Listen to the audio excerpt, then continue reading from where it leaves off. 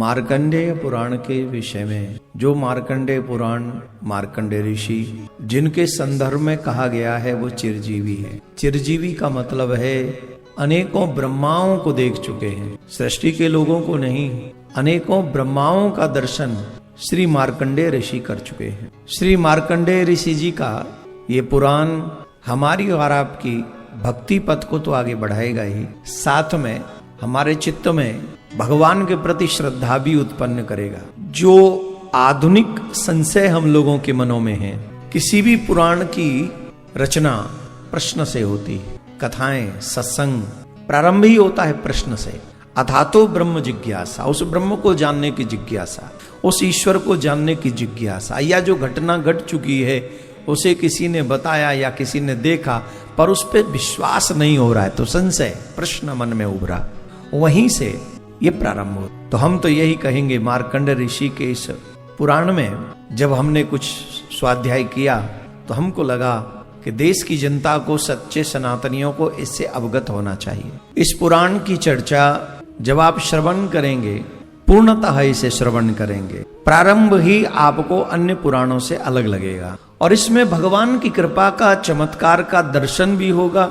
जैसे कि मार्कंडेय ऋषि के विषय में बताया गया, आप सब जानते हैं मार्कंडेय ऋषि कोई साधारण नहीं है, जिन्हें अल्प आयु का ही जन्म मिला था और वो चिरजीवी हो गए। आप ही वो विभूति हैं जिनको प्रलय काल का दर्शन हुआ और आप ही वो विभूति हैं प्रलय काल में जल में रहते हुए भगवान श्री कृष्ण का बाल्यक रूप जो है 4 वर्ष के बालक का, वो दर्शन हुआ बट वृक्ष के पत्ते पर। बटस्य पत्रस्य पुटे शयानम बालम मुकुंदम शरणम मनसा भजा। वो दर्शन प्रलय काल में बट के वृक्ष के पत्ते पर भगवान का दर्शन मार्कंडेय ऋषि को हुआ। प्रलय भी जिनका रोम न नष्ट कर सकी हो, ऐसे मार्कंडेय ऋषि। तो इस पुराण से पता चलता है कि ये साधारण पुराण नहीं है। प्रश्नकर्ता भी कोई साधारण नहीं है और उत्तर देने वाले, मार्ग दिशा दिखाने वाले स्वयं मार्कंडेय ऋषि हैं। ये प्रसंग प्रारंभ होता है महाभारत के युद्ध के उपरांत। जब महाभारत का युद्ध हो गया तो व्यास जी महाराज के बहुत ही प्रिय शिष्य जैमिनी के मन में कुछ प्रश्न हुए, संशय हुआ और उनके प्रश्नों ने मार्कंडेय पुराण का एक तरीके से उद्गम हुआ, निर्माण हुआ। उस समय मार्कंडेय ऋषि बहुत ही सुंदर आश्रम में विराजमान थे। उस समय जैमिनी के मन में कुछ प्रश्न हुए और उन्होंने कहा, श्री मार्कंडेय ऋषि को जाके प्रणाम करते हुए कहा, महाभारत अनेक शास्त्रों को दोष रहित एवं उज्जवल सिद्धांतों से परिपूर्ण है। यह सहज और शुद्ध अथवा बड़ा ही सुंदर है, सुशोभित है। इसमें पहले पूर्व पक्ष का प्रतिपादन करके फिर सिद्धांत पक्ष की स्थापना की गई है।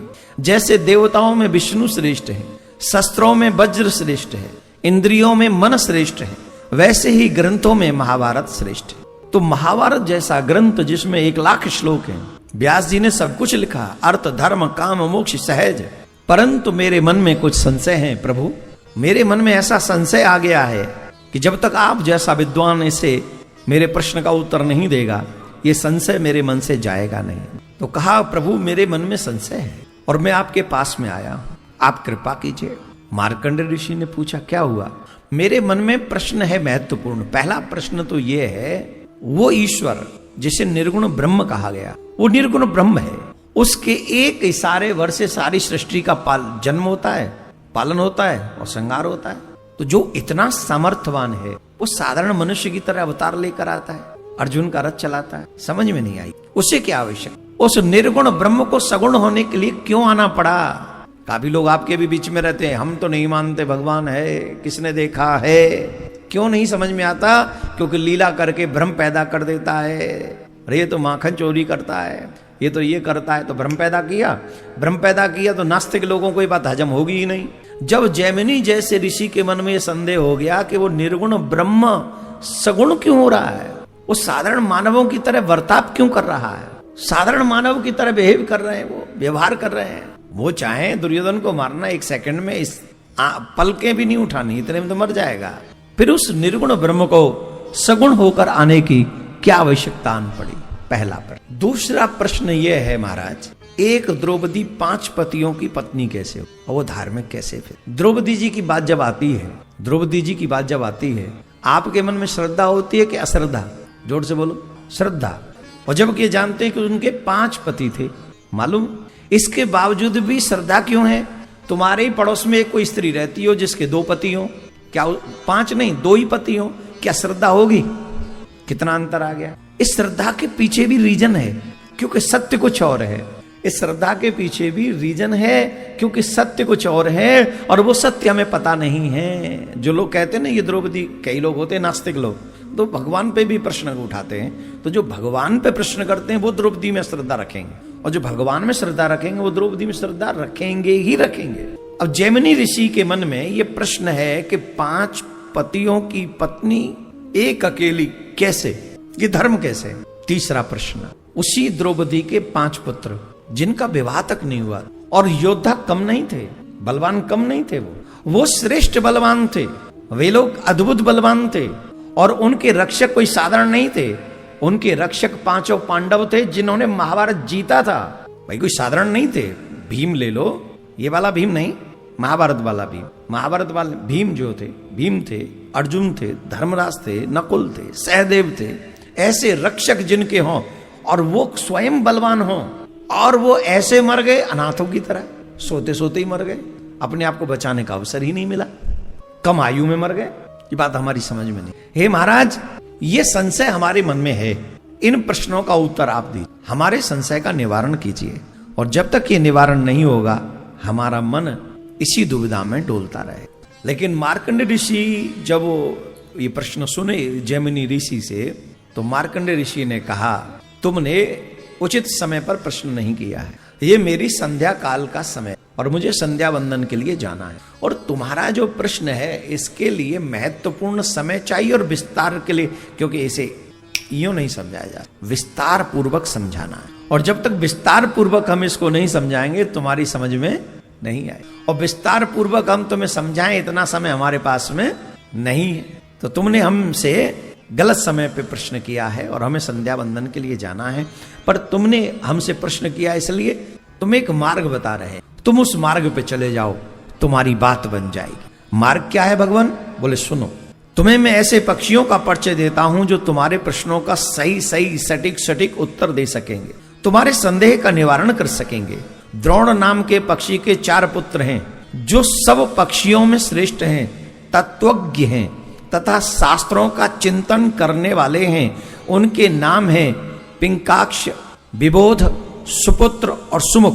वेदों और शास्त्रों के तात्पर्य को समझने में उनकी बुद्धि कभी भी कुंठित नहीं होती। 4 पक्षी विंध्य पर्वत की कंदरा में निवास करते हैं, तुम उन्हीं के पास चले जाओ। किसको भेज रहे हैं? जैमिनी ऋषि को। किसके पास भेज रहे हैं? पक्षियों के पास। और भेजने वाले कौन? कहां समझ पाएंगे मानव इस रहस्य को? हम तो इसी में मर चले कि हम तो इतने बड़े, हम तो इतने बड़े, हम इतने बड़े। ऐसे नीचे हम लोग कभी उतरते नहीं, समझ में नहीं आता हमारे। मान बड़ाई ईर्षा, ये मान बड़ाई ईर्षा जो है ना, ये समस्त हमारे पतन का कारण है। अपने आप को श्रेष्ठ घोषित करना, ये हमारे पतन का कारण। जैमिनी ऋषि एक पक्षी के, 4 पक्षी हैं, 4 भाई हैं, उन 4 भाइयों के पास में भेज रहे कि तुम वहां चले जाओ, तुम्हें वहां से तुम्हारे संशय का निवारण हो जाएगा। जैमिनी ऋषि बोले, यह तो बड़ी अद्भुत बात हो गई। पक्षियों की बोली मनुष्य के समान हो, पक्षी होकर भी उन्होंने अत्यंत दुर्लभ विज्ञान प्राप्त किया। यह त्यर्थ योनि में है उनका जन्म हुआ, और उसके बावजूद भी वे 4 पक्षी द्रोण के पुत्र कैसे बतलाए हैं जाते हैं? कृपा करके बताइए। वह विख्यात पक्षी द्रोण कौन है जिसके 4 पुत्र हैं ऐसे ज्ञानी हुए? उन गुणवान महात्मा पक्षियों का धर्म का ज्ञान किस प्रकार हुआ? कृपा करके हमको बताइए। द्रोण के पुत्र हैं ये 4 पक्षी। मार्कंडेय ऋषि बोले, मुनि ध्यान देकर सुनो। पूर्व काल में नंदन वन के भीतर देवर्षि नारद ने अचानक से प्रवेश किया। अब सुनो ध्यान से। नंदन वन में, नंदन वन समझ गए? इंद्र का वन है। इंद्र का मन जब करता है चलो थोड़ा घूमा में फिरा में, थोड़ा अप्सराओं का नृत्य गान गायन सुन लें, तो जब इंद्र को टेंशन फ्री होना होता है तो नंदन वन में चले जाते। तो नंदन वन में अचानक से देवर्षि नारद पहुंच गए, और देवर्षि नारद जब पहुंचे तो अचानक से नारद जी को देखा तो खड़े हो गए। इंद्र, वो सब अप्सराओं ने नृत्य बंद कर दिया और देवराज इंद्र ने खड़े होके नारद जी का स्वागत किया। यही सनातन है। तुम कितने भी बड़े हो जाओ, कोई संत महात्मा धर्माचार्य आपके पास में आ जाए, आप कितने भी बड़े हो, आपको तुरंत खड़े हो जाके उनका स्वागत करना चाहिए। देवराज इंद्र ने नारद जी का स्वागत किया। प्रभु पधारिए पधारिए पधारिए, प्रभु मैं ऐसा क्या करूं जिससे आप प्रसन्न हो जाएं। जिन्होंने बोला मुझे, मैं प्रसन्न ही प्रसन्न हूं, मुझे क्या है। बोले महाराज मैं नंदन वन में हूं और इस नंदन वन में इस समय ये अप्सराएं इकट्ठी हैं और नृत्य कर रही हैं, तो आप इनको अवसर दीजिए, थोड़ा सा सेवा ही आपकी कर सकें, इनका नृत्य आप देख लीजिए, इनका भज गायन सुन लीजिए, ये एक से एक सुंदर है। और नारद जी तो नारद जी हम जैसे तुम जैसे नहीं है कि किसी बड़े आदमी के यहाँ गए और उसके यहाँ मिला दें। नारद जी तो अपना बीज बोए बिना कहीं मानते ही नहीं। नारद जी बोले हाँ क्यों नहीं, अवश्य ये करना चाहिए, कभी कभी सुनना भी चाहिए, गायन। अच्छा, नारद जी भी तो गायन करते हैं कि नहीं? नारद जी का गायन सुना है? आहार निशे के गायन, श्रीवन नारायण नारायण नारायण, श्रीवन नारायण नारायण नारायण, श्रीवन नारायण नारायण नारायण। तो नारद जी का इंटरेस्ट तो संगीत में है ही, तो स्वयं अहर्निश बीणा बजाते हुए, खड़ताल बजाते हुए श्रीवन नारायण करते हुए चलते हैं।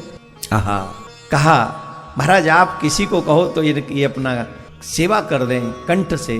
आप नृत्य देखना चाहें तो सेवा कर दे अपने नृत्य से, आपकी सेवा हो जाएगी।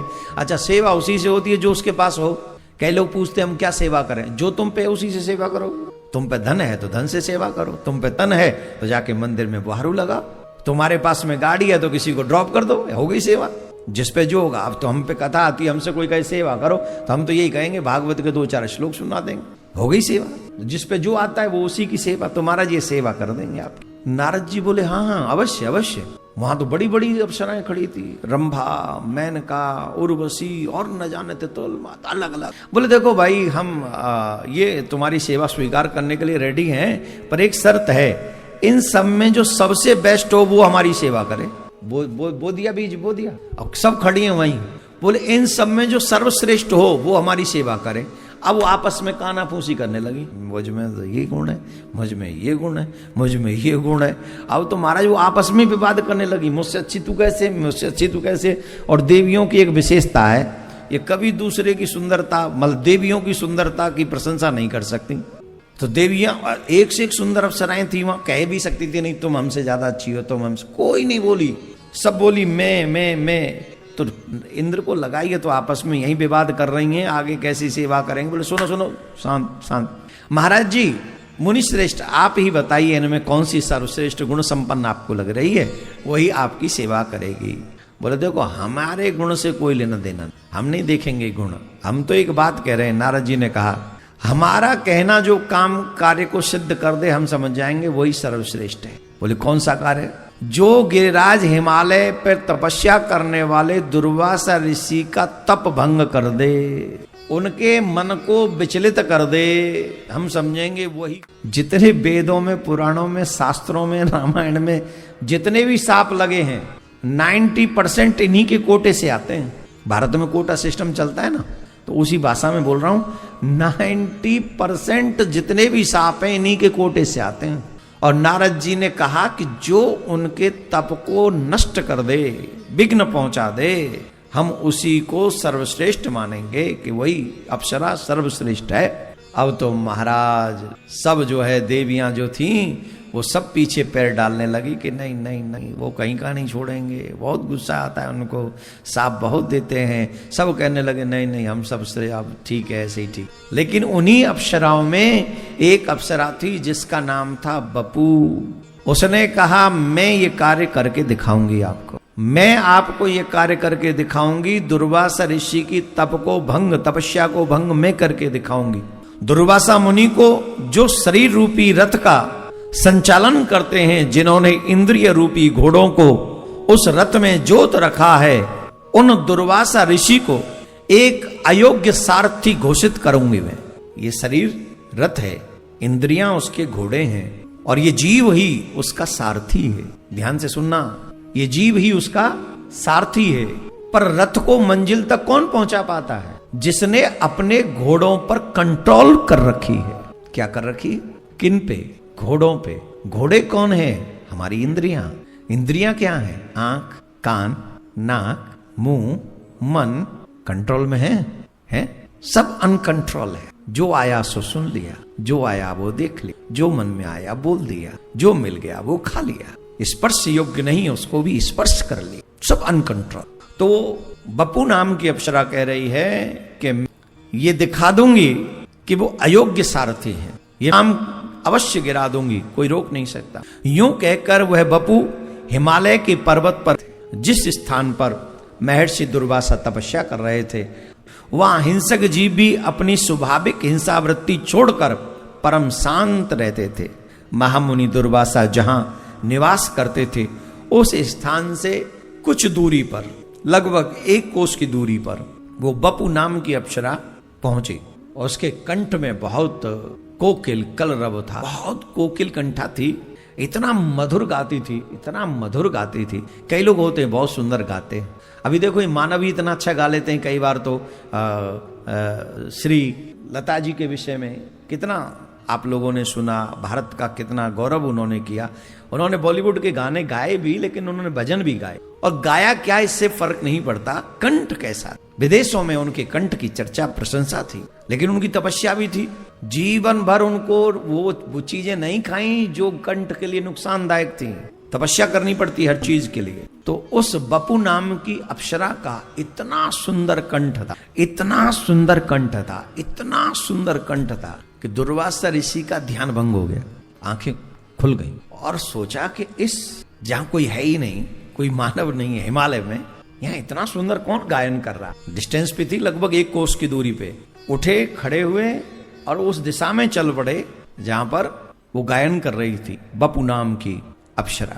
गए वहां, उन्होंने देखा वह मृद वासनी वाला संगीत की तान छेड़े हुए थी। उसे देखकर महर्षि ने अपने मन को, अब उनको समझ में आ गया कि ये सब क्यों हो रहा है, तो उनको लगा कि ये तो हमारी तपस्या भंग करने आई थी, तो ये तो अपना कार्य सिद्ध कर गई। तो उन्होंने अपने मन को कंट्रोल में किया और यह जानकर कि ये मुझसे मुझे लुभाने के लिए आई है, उन्हें क्रोध आया। फिर वे महातपस्वी दुर्वासा ऋषि उस अप्सरा से इस तरीके से बोले, आकाश में विचरने वाली मतवाली अप्सरा डालने के लिए आई है, अतः मेरे क्रोध से अब तू कलंकित होगी।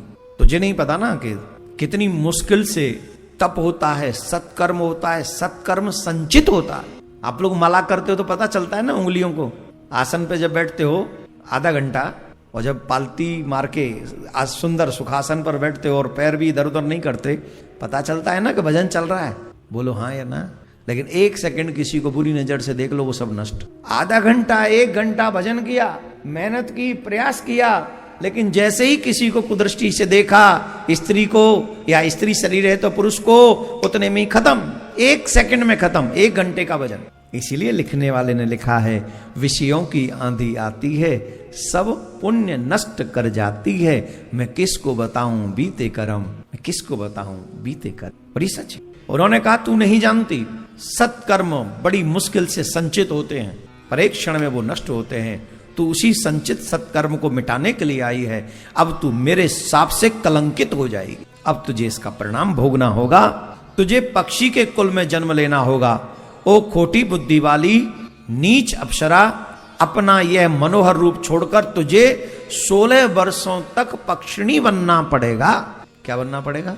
पक्षिणी, मतलब पक्षी योनि में जाना पड़ेगा। 1-2 दिन के लिए नहीं, 16 वर्षों के लिए। कहां अप्सरा, कहां अप्सरा और कहां पक्षी की योनि। कारण आपको अपने आप को श्रेष्ठ सिद्ध करने के लिए एक संत को गिराने के लिए चल पड़ी।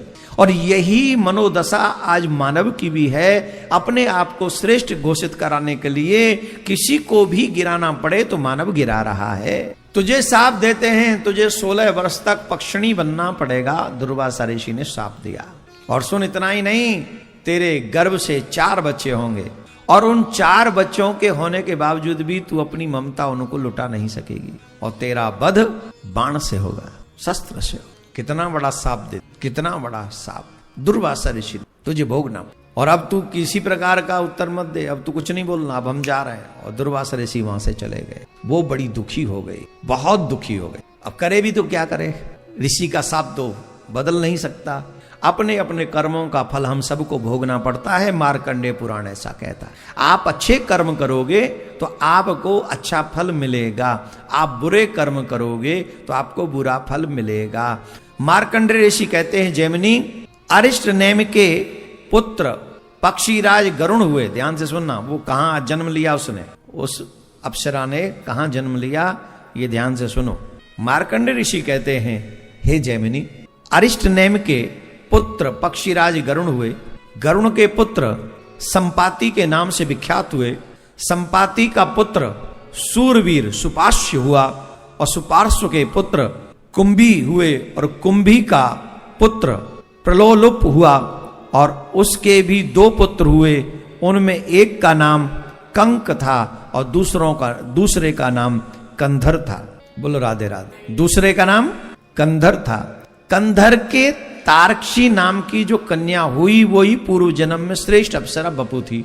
अर्थात इसका भी जन्म जो जहां हुआ, इसका जन्म कहां हुआ, इसका भी जो जन्म हुआ वो गरुण जी के परिवार में ही हुआ, वंश में ही हुआ, साधारण वंश में नहीं हुआ।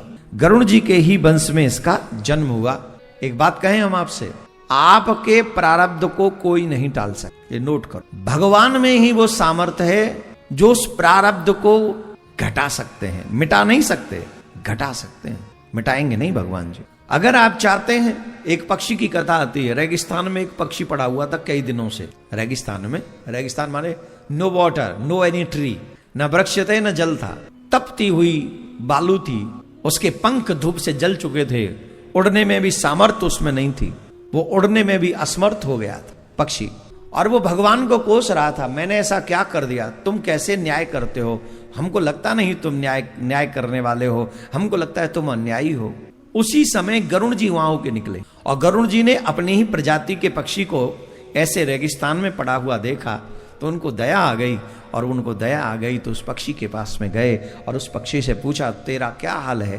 बोले, मेरा हाल देख नहीं रहे आप हमारे राजा हैं और हमारी ये दुर्दशा है, हम क्या करें, कैसे करें? गरुण जी बोले, ये तो तुम्हारा प्रारब्ध है, इससे हम कुछ नहीं कर सकते। तो पक्षी ने कहा, कोई तो उपाय बता दो, देवताओं के यहाँ आप आते जाते हो, देवताओं से पूछ के कोई ऐसा उपाय बता दो, ज्यादा नहीं तो मेरी मृत्यु ही हो जाए, कोई ऐसा ही उपाय बता दो।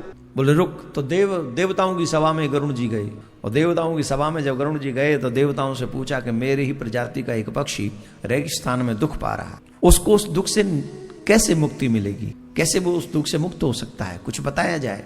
और देवताओं ने कहा, महाराज अभी उसे कम से कम 7 साल यही दुख भोगना है, उसी रेगिस्तान में पड़े रहना है, कम से कम 7 साल प्रारब्ध है, भोगना पड़ेगा। अरे तो कोई उपाय ही बता दो, कोई मंत्र ही बता दो, कम से कम इतना ही बता दो कि वो उसे सहन करने में सक्षम हो, ऐसा ही कोई उपाय बता दो जो वो सहन कर सके, उसमें उसको कष्ट ना। बोले कोई मंत्र नहीं, सिर्फ एक ही बात उनसे कहना, वो भगवान को कोसना बंद कर दो, क्योंकि प्रारब्ध तो उसी के कर्म हो। उसको सिर्फ एक बात कहे, वो जाके भगवान से सिर्फ एक ही बात कहे, हे प्रभु तुम जो करते हो वो अच्छा करते, हे प्रभु जो तुम करते हो वो अच्छा करते, हे प्रभु जो तुम करते हो वो अच्छा ही करते हो, आप तो कभी बुरा कर ही नहीं सकते किसी, बस यही कहता रहे और प्रारब्ध भोग ले। पक्षीराज गरुण लौटे।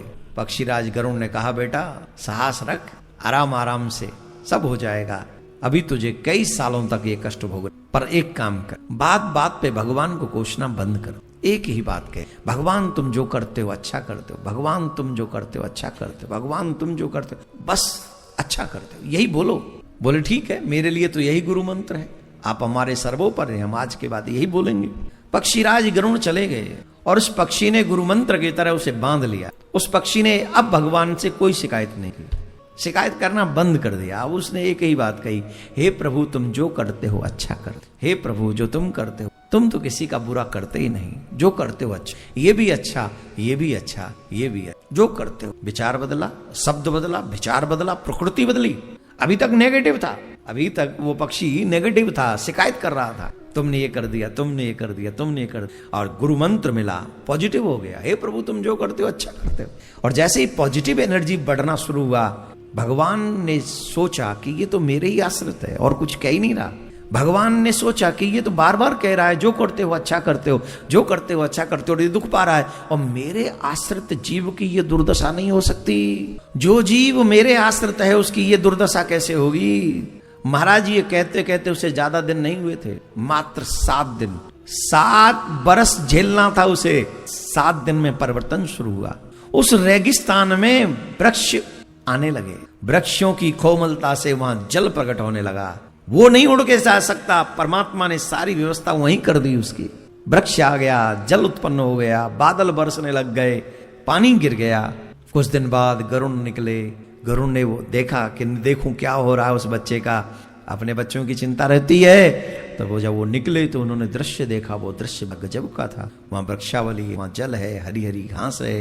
ये देखकर आश्चर्य हुआ, ये दुख तो तुझे 7 साल भोगना था, ये क्या हो गया। उन्होंने कहा मुझे नहीं पता, आपके मंत्र का प्रभाव हो गया ये सब। हम तो सिर्फ गाने को गाते हैं, करते हो तुम कन्हैया। क्या गाते हैं? ये सिर्फ गाते, गाना नहीं है। मुझे गाना नहीं है, आप वो मत सोचो। मैं सिर्फ ये कह रहा हूं, हम लोग ये सिर्फ बोलने को बोलते हैं, मानते नहीं। तो ये जो पक्षिणी बनी, ये साधारण कुल में नहीं, ये गरुण जी के कुल में पक्षिणी बनी। गरुण जी का जो वंश है उसी वंश में ये बनी है। अभी तक भागवत का कोई प्रसंग तो नहीं आया इसमें, शिव पुराण का, रामायण का, मार्कंडेय पुराण का चल रहा है ना। तो कहते हैं वो बपु नाम की अप्सरा कंधर के घर में पुत्री आकर बनी। वही दुर्वासा ऋषि के शाप के कारण मंदपाल पक्षी के पुत्र द्रोण ने उस पक्षिणी के पिता की मर्जी से उससे विवाह किया। अच्छा, ये लोग भी विवाह करते हैं, हम लोगों को पता नहीं चलता। पुराणों में तो प्रमाण है कि पक्षी लोग भी विवाह करते हैं। ये बैंड बाजे वगैरह इनके अलग टाइप के होते होंगे, हम लोगों को पता नहीं चलता। लेकिन इसमें पुराण में प्रमाण है कि मंदपाल के पुत्र थे द्रोण, जिन्होंने कंधर की अनुमति से उनकी कन्या के साथ में विवाह किया। और कुछ काल के अनंतर साक्षी जो थी, वो ताक्षी जो थी, वो गर्भवती हो गई और उसके उदर में 3 महीने का गर्भ था। 3.5 महीने का। कितने? 3.5 महीने का गर्भ था। तो अचानक से आकाश में उड़ती उड़ती उड़ती वो उस जगह पर पहुंच गई जहां पर महाभारत का विशालकाय युद्ध हो रहा था। कहां पहुंच गई? जहां पर महाभारत, उस समय महाभारत का विशाल युद्ध हो रहा था, उसमें पहुंच। और युद्ध चल रहा था, आकाश शस्त्रों से पटा हुआ पड़ा था। शस्त्र पटे हुए, शस्त्रों से वो आकाश पूरा पटा हुआ था। और उस समय वहां पर भगदत्त और अर्जुन में विशाल का युद्ध चल रहा था। अर्जुन और भगदत्त आपस में युद्ध कर रहे थे। उसी समय अर्जुन के हाथ से बाण चला। अर्जुन के हाथ में जो धनुष था उससे वो बाण चला और बाण बड़े वेग से उसके समीप आया और उसके पेट में घुस गया। पक्षिणी के उसके पेट में घुस गया। पेट फट जाने के कारण, बाण लगेगा तो उधर नष्ट हो गया उसका। पेट फट जाने से चंद्रमा के समान श्वेत रंग वाले 4 अंडे पृथ्वी पर गिर पड़े, क्योंकि वो गर्भिणी थी और समय पूरा हुआ नहीं था, इसलिए बच्चों का जन्म नहीं हुआ। 4 जो अंडे थे वो उस महाभारत की युद्धस्थली में वो 4 अंडे गिर गए। अब बाण लगने से उसका तो मृत्यु हो गया, वो तो मर गई। और उसके गर्भ से जो अंडे निकले, अच्छा वो अंडे कहीं पक्की जगह पे गिर जाते, नष्ट हो जाते। और गिरे कहाँ? युद्ध की भूमि में, जहां कोई लिमिट नहीं कितने हाथी हैं, जहां कोई लिमिट नहीं कितने घोड़े हैं, जहां कोई लिमिट नहीं कितने सैनिक हैं, जहां कोई लिमिट नहीं कितने जीव वहां लड़ रहे हैं। अधिक रक्त और मांस के कारण वो जो जगह है वो थोड़ी गीली हो गई, जैसे कीच नहीं हो जाती, वैसी वो कुरुक्षेत्र की जगह वहां गीली हो गई। और जो वो अंडे गिरे, वो अंडे ऐसे गिरे जैसे रुई के ऊपर गिर गए हो, रुई के ऊपर गिर गए हो। ऐसा लगा जैसे वो रुई के ऊपर गिरे, ढेर पर गिर गए हो। उन अंडों को गिरते ही भगदत्त के सुप्रीतक नाम के गजराज के गले में बहुत बड़ा घंटा था। गजराज का नाम था सुप्रीतक, इसी भगदत्त का ही गजराज था वो। उसके गले में बहुत भारी घंटा बंधा हुआ था। किसी ने उस भगदत्त के गजराज के गले पर बाण चलाया तो विशाल काय जिस रस्सी में वो घंटा बंधा हुआ था वो रस्सी कट गई। और जैसे ही वो रस्सी कटी वो घंटा गिरा, अंडे नीचे अब घंटा बहुत भारी था, गिरेगा तो क्या होगा अंडों का, बोलो। पर वारे मेरे परमेश्वर कितना दयालु है, वो चारों अंडों की सुरक्षा करने के लिए मानो भगवान ने गिराया हो, ऐसा हुआ।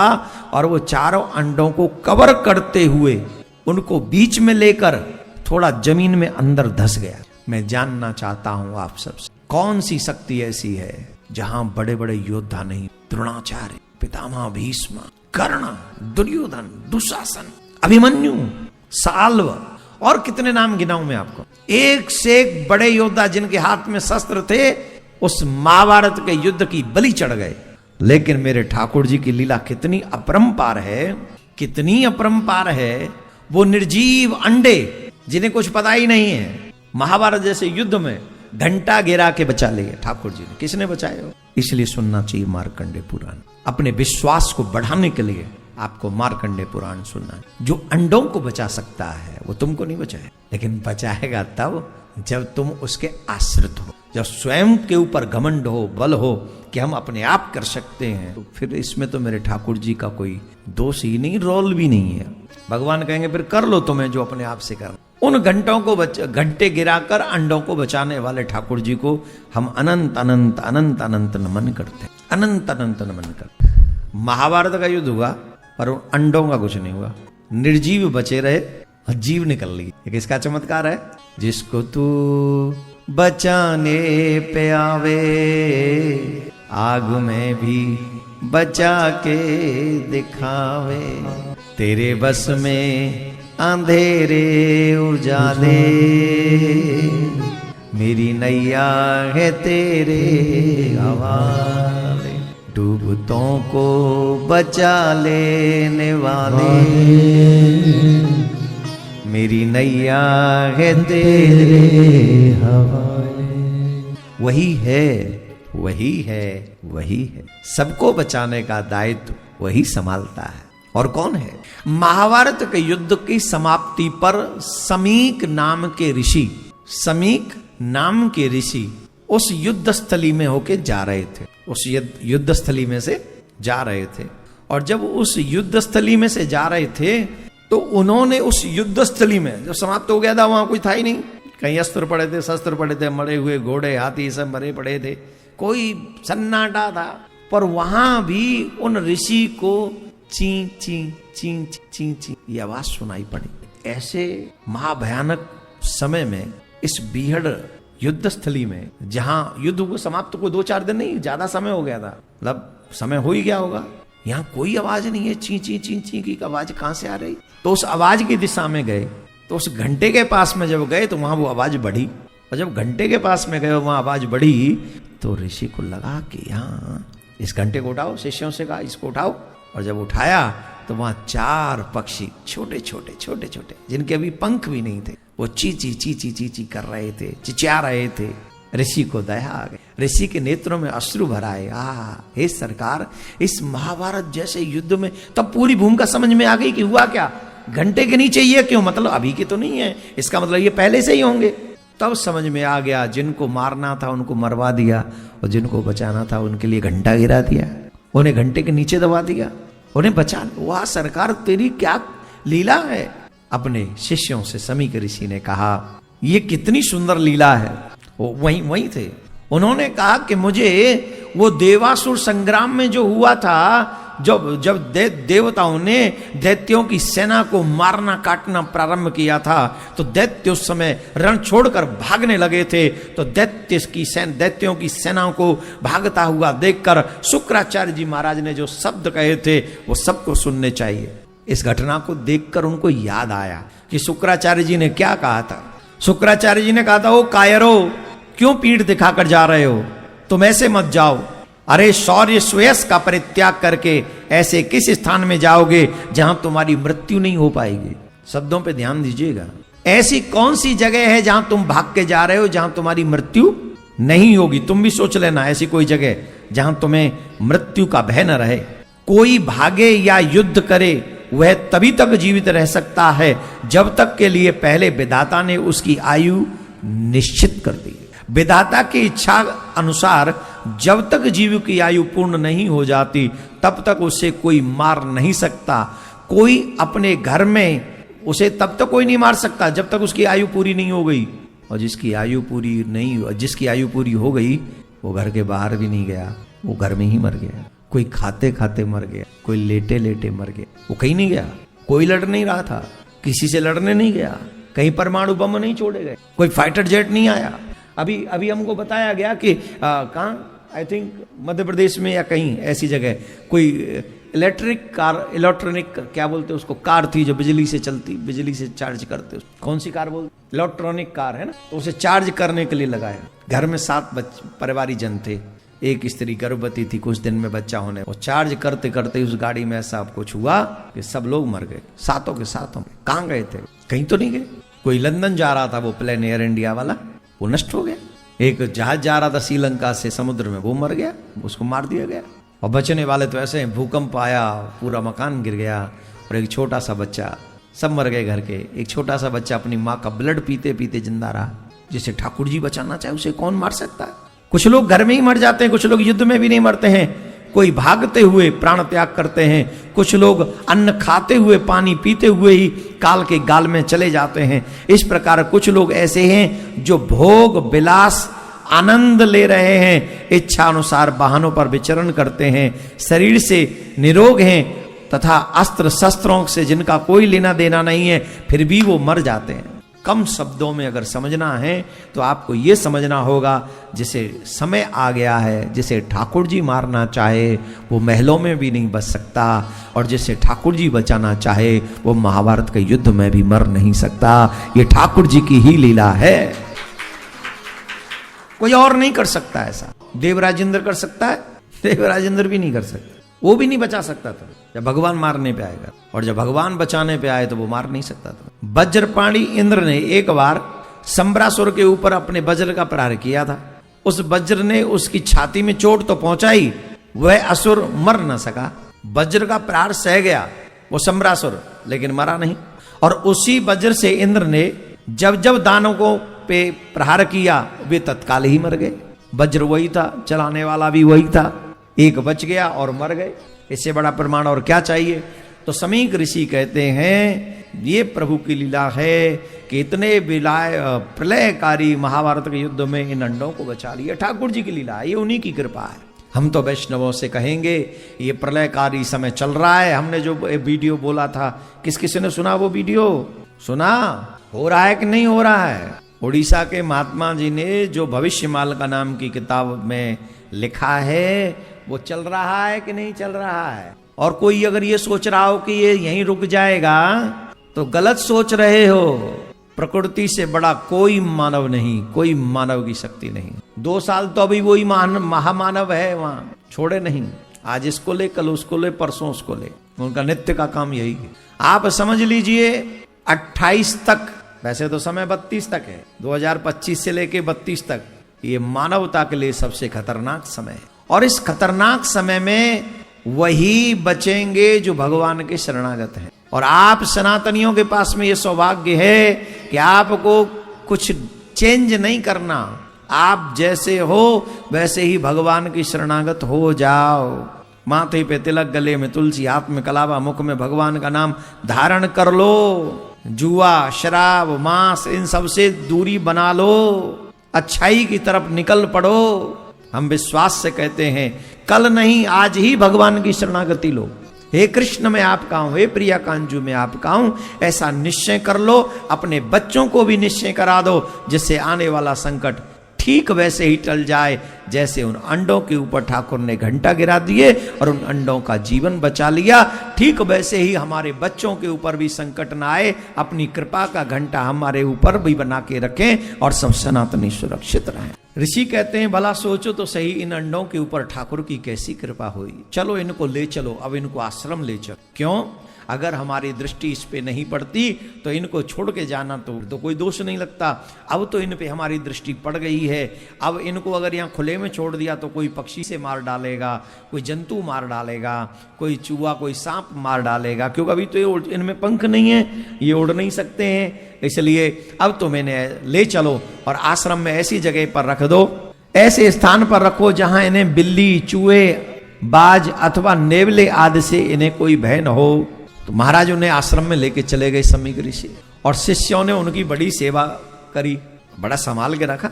हालांकि समीक ऋषि बोले जब ये महाभारत के युद्ध में इनको कुछ नहीं हुआ तो इनको होना भी कुछ नहीं है, पर हमें अपना धर्म निभाना चाहिए, यही धर्म है। लोग कहते हैं हम तो मानव धर्म जानते, मानव धर्म मानते नहीं हो, तुम जानते नहीं तो मानोगे कहां से।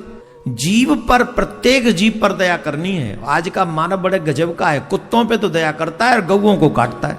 मानव धर्म है किसी भी जीव पर दया करो, जो व्यक्ति कमजोर है उस पे दया करना ही मानव धर्म है। तो लेके गए, एक पक्षी को लेके गए, 4 पक्षी है, मतलब एक नहीं 4, उनको लेके गए और उन्हें थोड़ा थोड़ा वो बड़े हुए। लेकिन समीक ऋषि की एक विशेष बात थी, समीक ऋषि नित्य शिष्यों के साथ सत्संग करते थे और वो पक्षी भी नित्य वहां सत्संग सुनते थे, नित्य सत्संग सुनते थे पक्षी। संतों के साथ में बैठकर वो पक्षी भी सत्संग सुनते थे।